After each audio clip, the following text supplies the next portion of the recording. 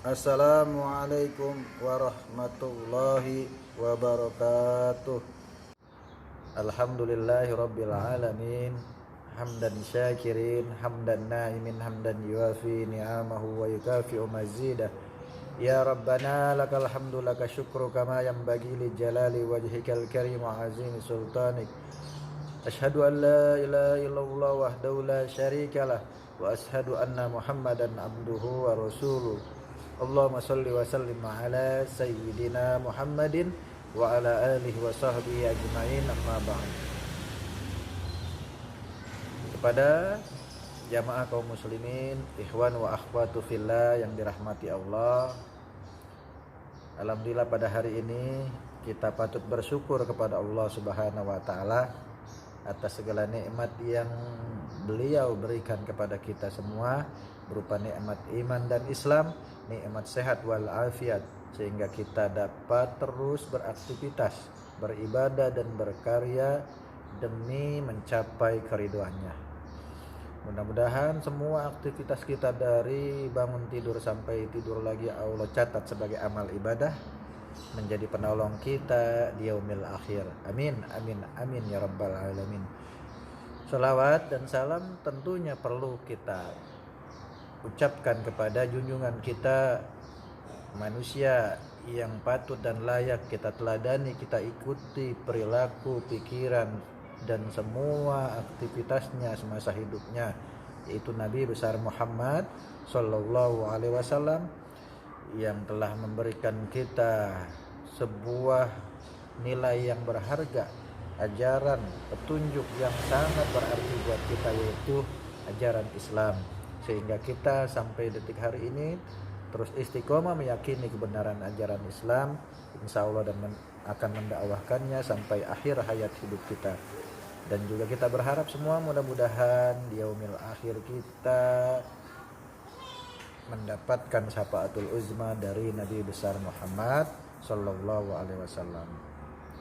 Baik, satu buah hadis Rasulullah sallallahu alaihi wasallam yang sudah masyhur, sering kita dengar dari sebagian kalangan para dai-dai yang suka menyampaikannya, tapi alangkah baiknya, tidak ada salahnya bagi kita untuk kembali merenungkan, tentunya agar kita bisa hidup menjadi seorang muslim, muslimah yang dicintai Allah.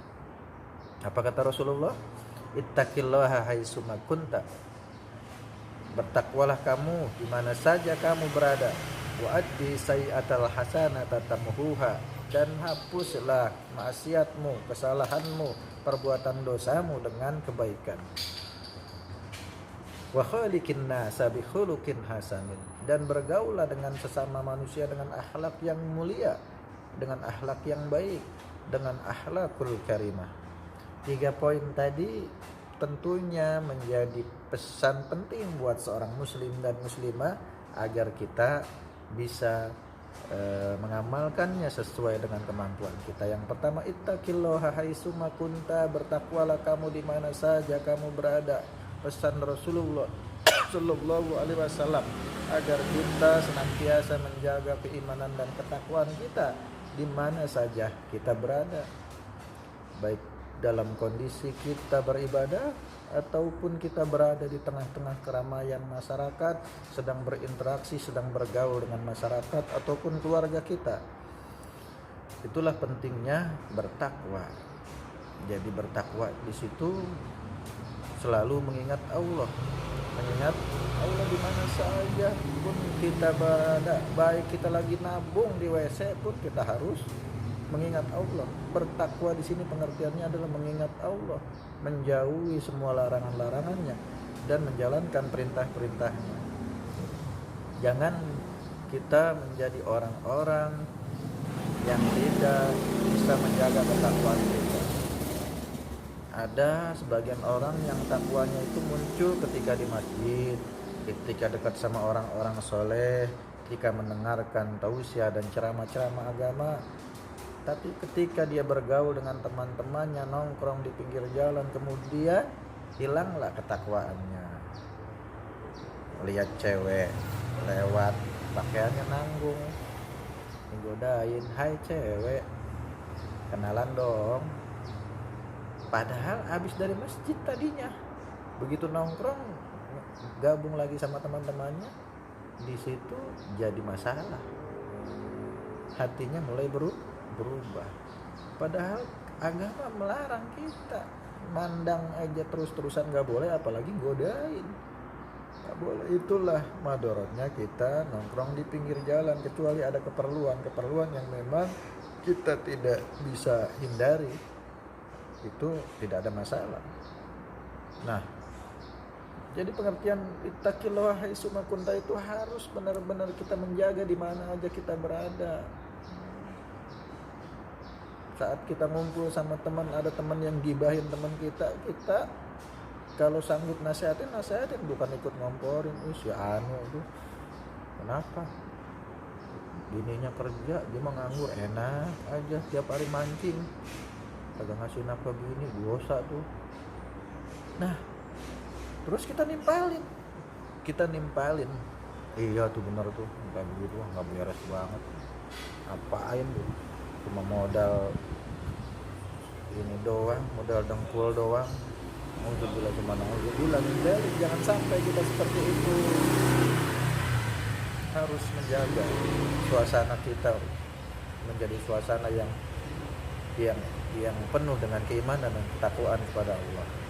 Nah, yang kedua adalah wa'atbi sayyatal hasanata tamuha, ikutilah, hapuslah perbuatan maksiatmu dengan perbuatan yang baik, dengan amal soleh. Nah, itu yang penting. Dengan amal soleh kita bisa hapus semua perbuatan maksiat kita yang terkait dengan dosa-dosa kecil. Dosa-dosa kecil kayak ngebohongin orang tua, ngebohongin suami, ngebohongin istri, sampai ngebohongin anak minta dibeliin baju, dia besok ya habis bulan bapak beliin, padahal bapaknya tahu habis bulan tetap nggak ada duit, nggak ada harapan, nggak ada apa-apa yang bisa dia berikan untuk anaknya. Nah, jadi perkara-perkara yang memang pada saat kita lupa, kita hilap, namanya juga manusia, tentunya pasti ada perkara-perkara yang kita kemudian menjadi lalai. Itu buru-buru hapus dengan amal soleh. Tapi satu catatan, ada perkara dosa yang nggak bisa hilang. Habis korupsi terus infak ke masjid, itu nggak bisa, karena itu masuk kategori gulur, tipu daya, itu adalah zalim, merampas hak-hak rakyat. Nggak boleh, nggak bisa dihapus dengan sedekah. Dosa-dosa kecil kayak ngebohong, kayak ngomongin orang, nah yang kayak gitu-gitu bisa kita hapus, bures dosa kita dengan amal soleh kita. Nah, itulah pentingnya kita untuk selalu bertaubat setiap saat kita melakukan kesalahan. Karena dalam hadis lain dikatakan oleh Rasul, kullu bani Adam khotoin wa kullu khotoin tawabun, setiap anak Adam itu punya kesalahan, wa khair khotoin tawabun, sebaik-baik manusia umat Muhammad itu adalah orang-orang yang senantiasa bertobat, selalu memperbaiki kesalahannya saat berbuat kesalahan. Nah, itulah makanya penting bagi kita untuk mengikuti, menghapus perbuatan maksiat kita dengan amal soleh. Jangan kemudian lalai, jangan bodoh amat, biarin aja. Tapi jangan kemudian disengajain, apa-apalah, bikin dosa besok juga dihapus lagi sama sedekah, hapus lagi sama sholat kita, terus aja begitu. Itu mah namanya tuman, diniatin, kagak boleh begitu. Siapa yang ngajarin? Nah, yang ketiga adalah wa khaliqin nasa bi khuluqin hasanin, bergaul dengan sesama manusia dengan akhlak yang baik, dengan orang tua kita berbakti, dengan kakak kita, adik kita sayang dan menghormati, dengan tetangga kita saling mengasihi, dengan sesama manusia kita berkasih sayang. Itulah dengan akhlak yang baik. Walaupun sebagian orang membenci kita, tidak suka dengan kita tetap melakukan kebaikan kepadanya. Nah, itulah pentingnya kita senantiasa menjaga akhlak kita menjadi akhlak yang baik.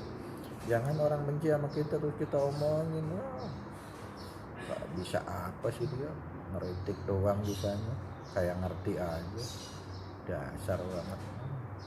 Nah, omongan-omongan yang kayak gitu nggak penting bagi kita, nggak perlu keluar dari orang-orang yang ingin mendapatkan kebahagiaan dari Allah, yang ingin mendapatkan kebahagiaan di dunia dan akhirat. Oke, itulah pesan singkat dari saya. Hadis tadi harus kita amalkan 3 poin tadi. Yang pertama, ittaqillah haitsuma kunta, bertakwa di mana saja kita berada. Wa adbi sayyatal hasanata tamuha, menghapus perbuatan dosa-dosa kecil kita dengan kebaikan, dengan amal soleh. Yang ketiga, wa khaliqin nasa bi khuluqin hasanin, bergaul dengan sesama manusia dengan akhlakul karimah. Jika 3 poin itu kita amalkan, insya Allah kita akan menjadi hamba-hamba yang mendapatkan kebahagiaan dunia dan akhirat. Ya, mungkin itu saja dari saya. Mudah-mudahan jadi motivasi buat kita sehingga kita bisa terus mentadaburi diri kita agar kita menjadi insan-insan pilihan, menjadi insan-insan yang dicintai dan diridhai Allah Subhanahu wa taala. Kurang lebihnya mohon maaf. Wallahul hadi ila siratil mustaqim. Summa assalamualaikum warahmatullahi wabarakatuh.